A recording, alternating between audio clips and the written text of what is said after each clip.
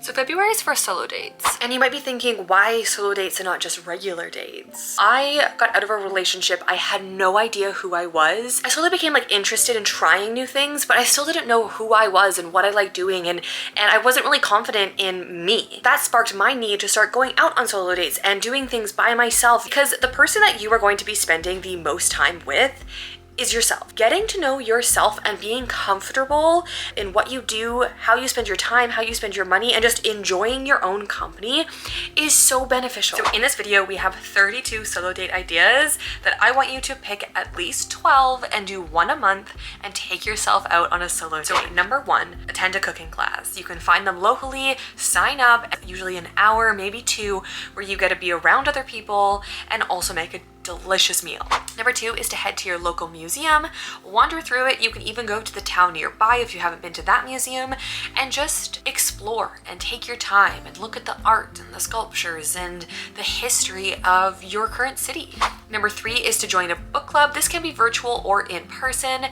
It can also be in either a genre or an area that you normally wouldn't put yourself into, but you're trying to do something different. It could be a lot of fun to explore new authors and new books and new stories. Number 4 is dancing. So this one can be just either doing your own little dance party at home, or you can attend a dance class in your local city. There are usually drop-ins or adult dance classes at your local dance studio. Number 5 is painting. You can head to your local craft store and just pick up some supplies, or you can find one of those paint and sip nights where they go to a local restaurant and there's an artist there that will walk you through painting while you can have a handful of drinks. You can either do alcoholic or non-alcoholic drinks while you're there. Currently, I'm sipping on some hot chocolate. Delightful. Number 6 is to make a dessert, have like a bake night, a dessert night, where you put on some good music, some comfy clothes, and you kind of just make your favorite dessert, whether it's just chocolate chip cookies or something more complex that you've always wanted to try, but it's still gonna be delicious. Number 7 is a movie night. So you can get snacks, blanket, you can pick a movie or a genre that you never really thought you'd watch before, or you can just pick your favorite movie of all time and just curl up and have just a relaxing night. You can even test your attention span and try not to have your phone while you're watching this movie, so you truly just immerse yourself into the film, and so that it's just truly you and the movie instead of the entire internet. Number 8, go and buy yourself some flowers, or maybe a plant if you're not a flower person.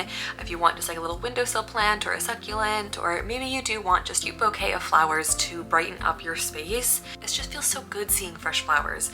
Or you can get into arranging bouquets. I think there actually might be even workshops and stuff like that, where you can go and they'll teach you how to arrange a bouquet. Number 11, head to a used bookstore. You can go to a bookstore either you've never been or go to the town over and just kind of explore, see what books are there. I feel like used bookstores, some of them are just so cozy, some of them have cats, and it's just a good time all around. Like books and cats, win-win in my book.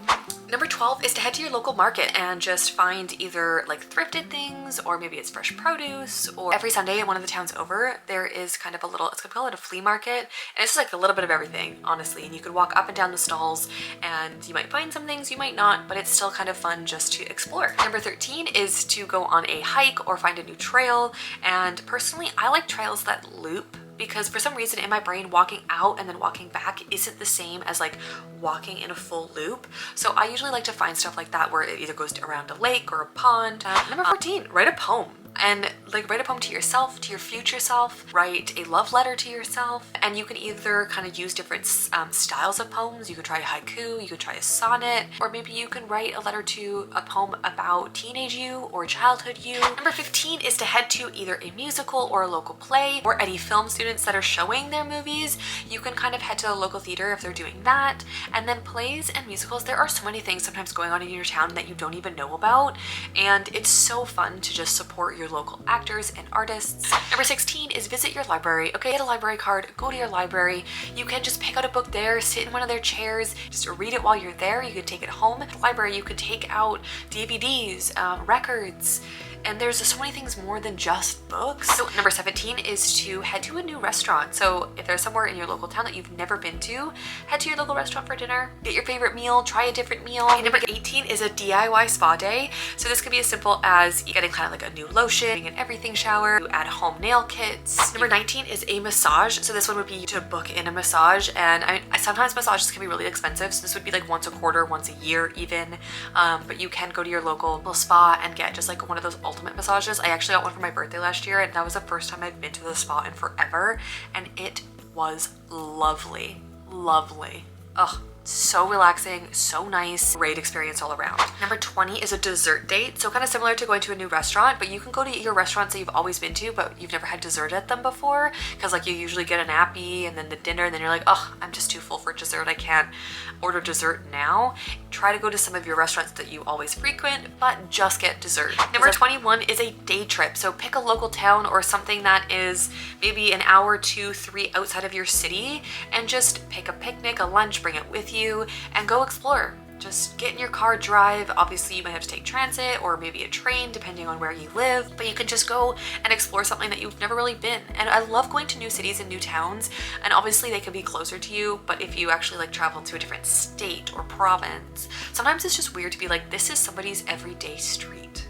Like this is their commute home. This is like normal day-to-day stuff, but it's completely new to you because you've either never just slowed down to explore it.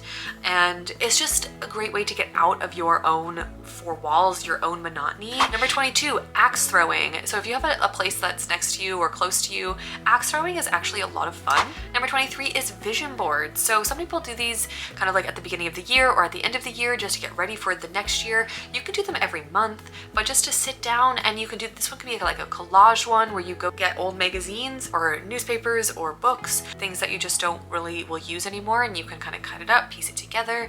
You can print out photos, or you can do a digital vision board. Spending an hour on one of your evenings just creating something that you can visualize for your future, whether it focuses on one goal. Maybe you want to be an artist or a videographer or an author, or it could be you want to own a certain home and it's just pictures of just this one. And it doesn't have to be this massive board. It can literally be like a 4x6 card that you fill out with just little, you can doodle, draw on it, and just that can be your vision. Number 24 is photo journal your day. So throughout your day, just take pictures. At the end of the night, you can kind of put it into a collage, either using Canva or just there's a lot of apps on your phone that you can download to collage all the photos together, and that's kind of your day. It helps you just document what you do. The day-to-day can get monotonous. It can get like, I'm doing the same thing. I feel like you might feel stuck, but sometimes when you just like stop and like take photos, photo journal your day can also be like, today I'm going to try to find the color green, and then you just take photos of all the things you find that are green, and you'll be surprised at like the flowers, the rocks, the cars, the cup you might get at a coffee shop, and just like the things that you start seeing when you like choose to look for it. And you're like, 25 is to be a tourist in your own city, and that is self-explanatory. Just Google your own city and see what like the top 3 tourist attractions are, and go ahead to them, try them out. Because it's kind of weird to think like in your own city, it's kind of like, well, that's not a tourist attraction, is it? Number 26 is mocktails. So you can look up a handful of mocktail recipes on Pinterest or the internet in general, and then grab some ingredients and then do kind of a mocktail flight.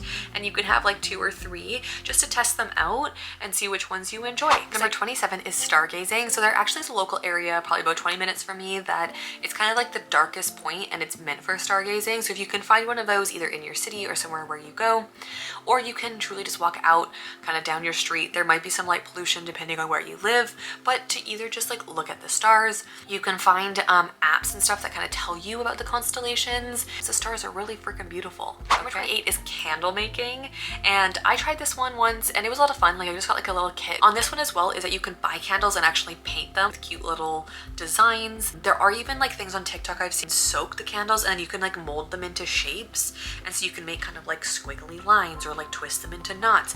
There are endless things you can really do just craft wise. Number 29 is a bubble bath. So obviously you need a bathtub and you need a bubble bath in order to do this one. Number 30 is to write a letter to your future self or your past self. You can choose who you want to talk to. It could be 10 years in the future or the past. It could be 20, 30, 50, however, whoever you want to write to, whatever version of yourself you would like to talk to, or just kind of like envision. And it's just so fun to put like that kind of stuff down on paper, because one day you could look back on it and just be like, were the things that were on your mind really important? Were the things on your mind truly the dreams that you wanted to focus on? And it can be quite enlightening to look back on those moments. Like document your thoughts, document your wants, your dreams, like everything that is kind of on your mind. And for this one, writing a letter to your future self, what you can also do if you don't want to write something down. What I've done is that aging filter on TikTok. I've looked at it only twice, and every single time I get this like overwhelming sense of sadness, but not in a like, or this overwhelming sense of emotion. And it's because of looking at myself with like an aged face was just so overwhelming, because personally I never thought that I was gonna live to see 30. Like I genuinely did not, and I'm 30 now. I turned 30 last year. I'm gonna be turning 31 this year, and seeing myself aged, like I would assume that probably mid 50s, 60s is kind of what it's looking at. I'm a horrible judge of age, so don't even come at me for that. But if you want, you can hop onto TikTok, put on that age filter, and have a conversation as yourself. You'll be looking into the camera like I am now, but it's gonna be, you're gonna look into the actual camera and you're gonna see an older version of you. What would she say to you? Like, what would she talk about? How would she talk about your life and what you've gone through? And I feel like that is such a profound thing to do. It can be kind of scary because it's like, whoa, like that could be future. That could actually be future me. And I know some people, the filter doesn't really work on them, or it kind of glitches out. So obviously take this with a grain of salt. Number 31, window shopping. But go to stores that you never thought you would actually purchase from. You could go to like outlets that has like really expensive stores that you normally wouldn't shop as, and just like pretend and be like the next version of yourself, or like that wealthy version of yourself that you want to do, and just like window shop as if like this was going to be your life. Browse around, see what's out there. And also maybe you can get like gift ideas for friends and family throughout the year, because literally birthdays and Christmas will come around and I'm like, you know what, I should have started this list in January. It's February now. And then number 32 is a mani-pedi. So you can either do this at home, grab a couple colors of nail polish, or you can head to your local salon and book in a mani-pedi just for that like hour and a half, 2 hours of relaxation. So that's all 32 of the solo dates. But I also want to remind you that a lot of these things can be combined. So for instance, if you are doing the mani-pedi at home, you can also put on a movie while like your favorite dessert bakes. You can also take a day trip to a local museum and heading to a bookstore in that town, as well as going for a hike. So a lot of these things can be combined, and you don't have to do just like one of them. But the whole point of solo dates is to really just get to know yourself and get comfortable at doing things alone. At first, it is going to be weird. I do think that there is going to be, especially in this day and age and this time frame that we're in, a need for community and connecting. And doing solo dates, one, will put you out into the public, into the community, where you might start conversations with people that you normally wouldn't have crossed paths with because you never really thought of doing that solo date. And so I want you to understand that like the baseline of solo dating is that you're going to be okay alone. You have absolutely everything that you need to thrive in the life that you want. And then of course, having companionship and friendship and romance is amazing. It's what a lot of us want to strive for. But if you are not comfortable in your own skin, if you are not confident or understanding of who you are, solo dates are a great way to get to know yourself, because once you know who you are, you can genuinely, you will be able to thrive in whatever scenario and wherever you end up, because you have such a solid foundation and love and respect for yourself. So that is everything I have for you in this video. Let me know if any of these solo dates you either already tried or you want to, or let me know what solo date you are going to do this year or you've already done, and we can just keep adding to this conversation, adding to this list, so that all of us can go on our solo dates and enjoy this time of getting to know ourselves. Thank you so much for watching. If you enjoyed the video, you can hit like. You can also subscribe so you don't miss any of my videos. You can also check out this video next, and I will see you in there. Bye!